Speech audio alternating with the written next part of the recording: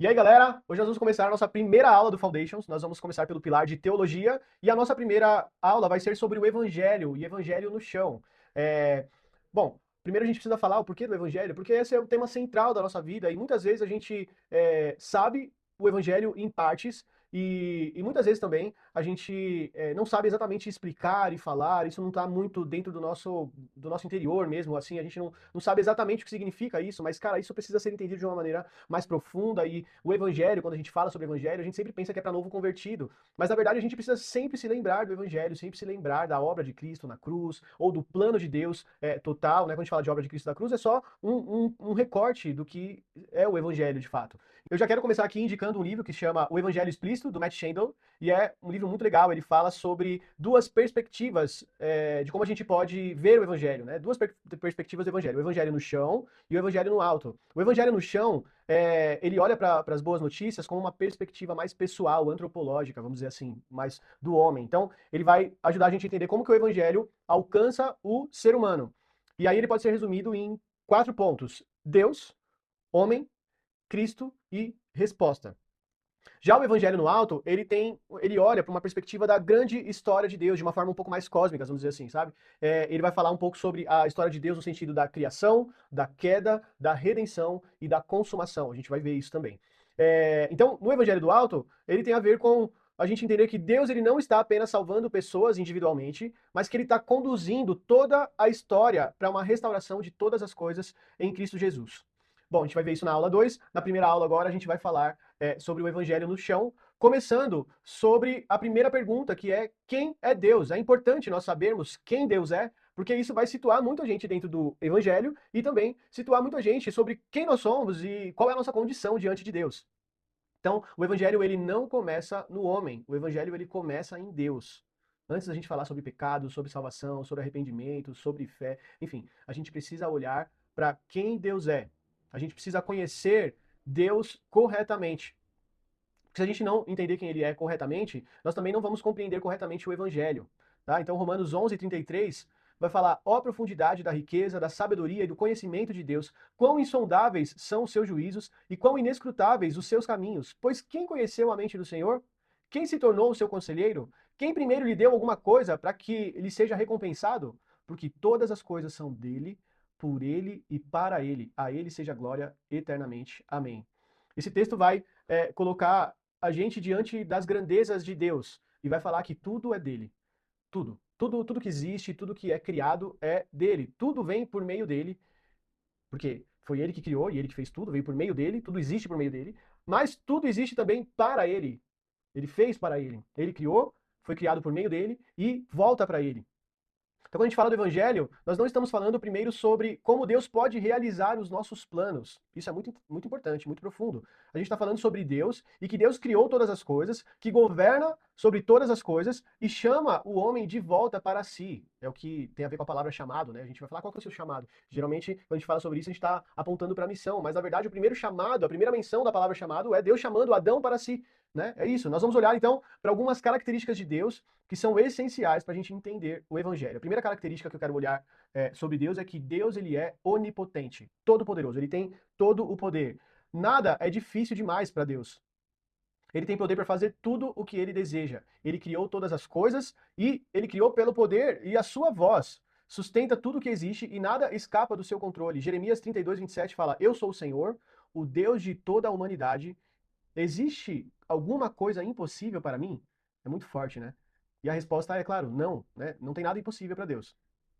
Uma coisa importante para a gente entender sobre a onipotência de Deus é que isso não significa que ele faz qualquer coisa de qualquer jeito, né? Deus pode fazer tudo o que ele deseja, sim, mas Deus jamais vai fazer algo contrário ao seu próprio caráter. Deus não pode mentir, não pode ser tentado pelo mal, não pode negar a si mesmo, né? Isso não mostra a fraqueza de Deus, mas mostra a perfeição dele. O quanto ele é perfeito. Deus é poderoso, mas o seu poder sempre está unido à sua santidade, à sua vontade, à sua justiça e à sua soberania. Esse é nosso Deus. A segunda característica é que Deus ele é um Deus independente. Deus não depende de nada e nem de ninguém. Ele não precisa de ajuda, não precisa de conselho, não precisa de força, não precisa de recurso, não precisa de aprovação de ninguém. Ele não criou o homem porque ele estava lá sozinho, estava carente. Pelo contrário, Deus nos fez porque ele era tão completo, ele era tão pleno em si mesmo, cheio de amor, em si mesmo que ele nos fez para transbordar desse amor, dessa glória, dessa vida que há nele. Né? Faz sentido isso? Atos 17, 24 fala: O Deus que fez o mundo e tudo o que nele há, Senhor do céu e da terra, não habita em templos feitos por mãos de homens, tampouco é servido por mãos humanas, como se necessitasse de alguma coisa, pois é Ele mesmo quem dá a todos a vida, a respiração e todas as coisas. Pensa que Deus não precisa de nós. E na verdade é a gente que depende totalmente dele, até para respirar, a gente depende dele. Isso é muito importante, né? A independência de Deus mostra que ele é completo em si mesmo. Ele salva não por necessidade, mas por graça, por amor e para demonstrar a sua glória. Independência de Deus. Então a gente viu até agora, Deus ele é onipotente, ele é independente, e a terceira coisa que eu quero falar sobre Deus é que ele é o criador. No princípio, Deus criou os céus e a terra. Deus criou o universo e tudo que existe, por isso ele tem direito sobre toda a criação. É muito importante a gente saber disso, né? A gente não pertence a nós mesmos. Nós pertencemos àquele que é o nosso criador. Ele não é apenas alguém que observa o mundo de longe, ele criou, sustenta e governa todas as coisas. Olha o que fala Apocalipse 4:11. Nosso Senhor e nosso Deus, tu és digno de receber a glória, honra e poder, porque tu criaste todas as coisas, e por tua vontade elas existem e foram criadas. Significa então que Deus ele é dono da criação, ele tem o direito de definir o que é certo e o que é errado. Nós estamos falando sobre o evangelho, né?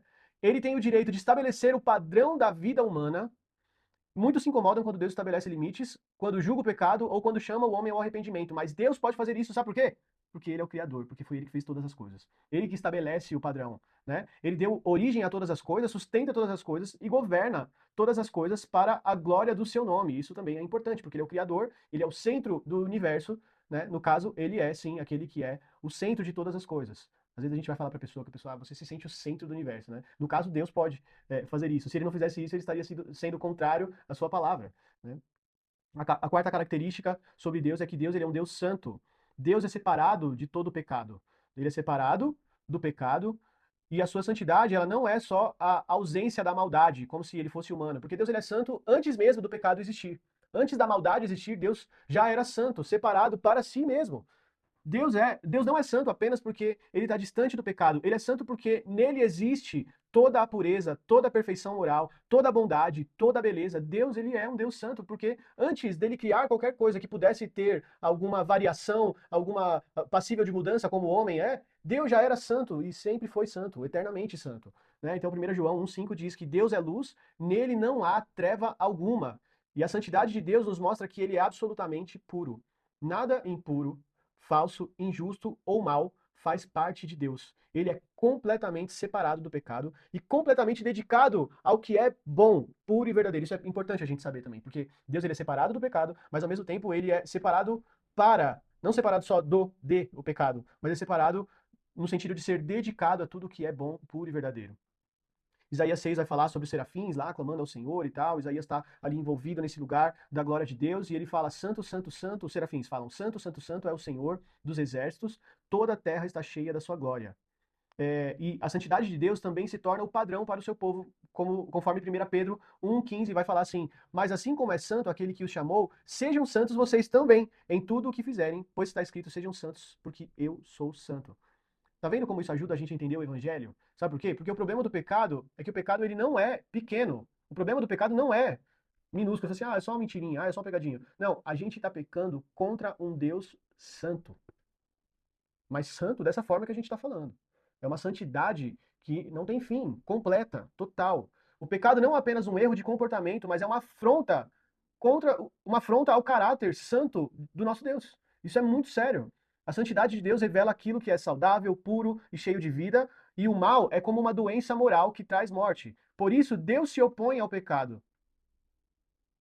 Ele quer tornar a sua criação revestida de saúde moral, e para isso, tudo aquilo que fere a sua santidade precisa ser tratado. Por último, Deus, ele é um Deus justo e reto.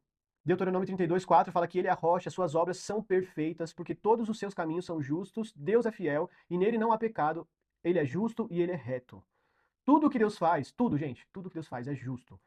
Ele é o próprio padrão de justiça. Deus não mede justiça com uma régua fora dele. Isso é muito importante a gente saber também, porque a gente fica com aquela coisa, isso não é justo. A gente acha que a justiça, a gente coloca dentro da justiça nossa, é uma justiça humana. Mas a gente precisa olhar para o padrão que é Deus, a justiça e a retidão de Deus.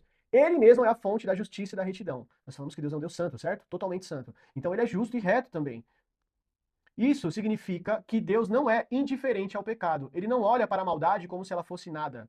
Deus odeia a injustiça, odeia o pecado e governa todas as coisas em retidão. Né? É difícil a gente aceitar isso, né? Porque a justiça de Deus aparece tanto quando ele salva, tanto quando ele julga. Tá entendendo? A justiça de Deus aparece quando ele salva pessoas, mas a justiça de Deus aparece também quando ele julga pessoas. Deus é justo ao salvar pecadores por meio de Cristo, mas também é justo ao condenar o pecado. A ira de Deus não é descontrole emocional, não, não. A ira de Deus é a resposta santa e justa de Deus contra tudo aquilo que fere o seu caráter. Eu vou repetir isso aqui. A ira de Deus é a resposta santa e justa de Deus contra tudo aquilo que fere o seu caráter. Beleza? Então, quando a gente fala de evangelho, a gente precisa lembrar que Deus ele é amoroso, mas ele também é santo e justo. A gente se esquece da santidade e da justiça de Deus, e aí a cruz perde o seu peso. Tá entendendo? Porque na cruz, Jesus não estava apenas dando um exemplo de amor, ele estava lidando com a culpa real do pecado diante de um Deus santo e justo. Nós falamos então que Deus ele é onipotente, Deus é independente, Deus é criador, Deus é santo, Deus é justo e reto.